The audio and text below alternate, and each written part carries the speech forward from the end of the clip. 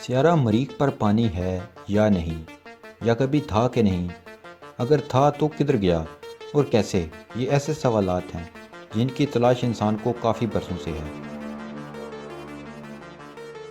اور اس سوال کی تلاش کے لیے اربوں ڈالرز خرچ کر کے انسان مریخ مختلف مشنز بھیج رہا ہے۔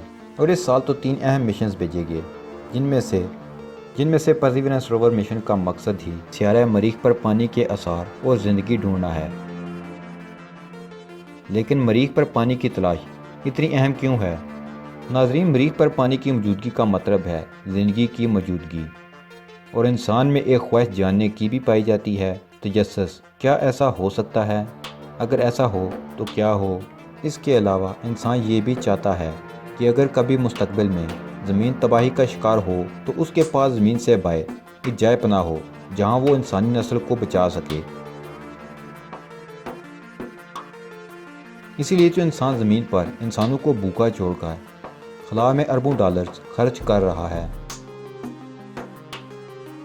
اور ایلن ماسک نے تو مستقبل میں وہاں انسانی بستی بسانے کا پلان بھی پیش کر دیا ہے۔ لیکن اب دیکھنا یہ ہے کہ مریخ پر جو پانی کے آثار ملے ہیں، کیا ان میں کچھ پیش رفت ہو رہی ہے؟ کیا ہمیں مزید ثبوت مل رہے ہیں کہ وہاں پانی موجود ہے؟ ناظرین، مریخ پر خلائی گاڑی کیوریوسٹی روور کافی عرصہ سے موجود ہے، جو تحقیقات کر رہی ہے اور تصاویر بھی زمین پر بھیج رہی ہے۔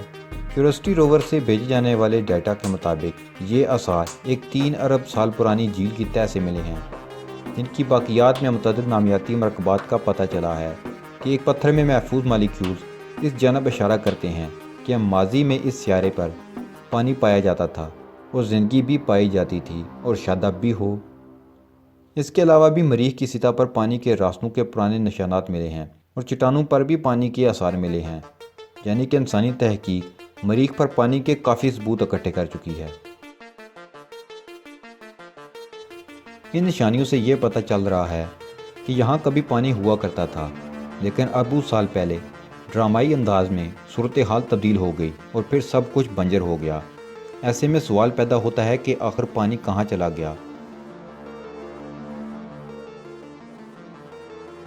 سائنسدانوں نے اس بارے میں ایک جرنل میں نئے مفروضے پیش کیے ہیں۔ محققین نے بتایا کہ پانی کا 30 سے 99% حصہ مریخ میں موجود معدنیات کا حصہ بن گیا ہے۔ یہ طویل عرصے سے چلے آنے والے اس تصور سے مختلف بات ہے جس کے مطابق یہ سمجھا جاتا تھا کہ مریخ پر پانی فضا میں اڑ گیا۔ اس تحقیق کی مرکزی مصنفہ کیلیفورنیا انسٹی ٹیوٹ آف ٹیکنالوجی میں پی ایچ ڈی کی امیدوار ایوا شیلر ہیں، جن کی ناسا مدد سے یہ تحقیق ایک سائنسی جریدے میں شامل ہوئی۔ ان کا کہنا ہے کہ ہم اس نتیجے پر پہنچے ہیں کہ مریخ پر زیادہ تر پانی 3 ارب سال پہلے مریخ کی سطح کا حصہ بن گیا، اور اب مریخ گزشتہ 3 ارب سال سے ایک خشک سیارہ ہے۔ ہو سکتا ہے کہ مریخ کی سطح پر ابتدائی تاریخ میں پانی ہو جو ایک اندازے کے مطابق اٹلانٹک اوشن کے پانی کے نصف کے برابر ہو، اور وہ پورے سیارے کو کور کرنے کے لیے کافی ہو، جبکہ اس کی گہرائی 1.5 کلومیٹر تک ہو۔ پانی آکسیجن کے ایک اور ہائیڈروجن کے 2 ایٹم کے ملنے سے بنتا ہے۔ ہائیڈروجن کی ایک شکل ڈیوٹیریم مریخ پر موجود ہے، جس سے یہاں پانی کے ضیاع کا ایک اندازہ ہوتا ہے۔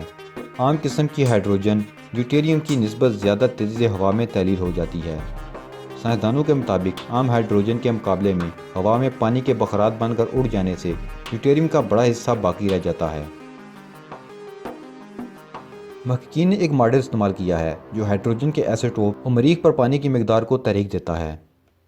ایوا شیلر کہتی ہیں کہ اس ماڈل کے اندر 3 اہم طریقہ کار موجود ہیں: برقانیت یا عطر فشانی کے عمل سے پانی کی آمد، ہوا میں پانی کا ضیاع، اور مریخ کی پرتوں میں پانی کا ضیاع۔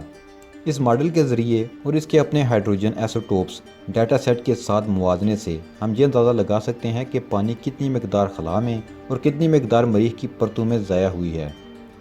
ان کا کہنا ہے کہ پانی کا زیادہ تر حصہ سیارے سے گیا نہیں ہے، بلکہ ایسی مختلف معدنیات میں کھپ گیا ہے جو پانی کو اپنے وجود کے لیے حصہ بناتے ہیں، جیسے کلیز اور سلفیٹ وغیرہ۔ معدنیات کا حصہ بننے والا یہ پانی، جو بظاہر بڑی مقدار میں موجود ہے، محققین کے مطابق مریخ کے مشن پر جانے والے خلا بازوں کے لیے پانی کا عملی ذریعہ بہرحال نہیں بن سکتا۔ پتھریلے ٹیلوں یا معدنیات کے اندر موجود پانی کی مقدار بہت کم ہوتی ہے، پتھر سے پانی کو نکالنے کے لیے اسے بہت زیادہ گرمائش پہنچانا پڑتی ہے۔ اس تحقیق نے ایک نئی بحث کو چھیڑ دیا ہے۔ وقت کے ساتھ ساتھ نئی تحقیقات ہوتی رہیں گی جن کی بدولت ایک دن انسان مریخ پر چل پھر رہا ہوگا۔ اور مزے کی بات یہ ہے کہ جو لوگ سائنس اور تحقیق کو ایک گپ سمجھتے ہیں اور ان کا اس کامیابی میں ذرا برابر بھی حصہ نہیں ہوگا، بلکہ یہ تو اپنی کم علمی کی وجہ سے ان کی حوصلہ شکنی میں بھی ملوث ہوں گے۔ ان کے بچے اور اگلی نسلیں بھی مریخ اور اس جیسے بیرونی سیاروں پر جا کر رہیں گے، کیونکہ تحقیق، علم، سائنس ایک ایسا پودا ہے جس کا پھل وہ بھی کھاتے ہیں جنہوں نے اس کی ابجاری بھی نہ کی ہو۔ سائنس کا کام انسان کی خدمت ہے، اب کوئی اس پر یقین رکھتا ہو یا نہیں، سائنس اس کی فکر نہیں کرتی۔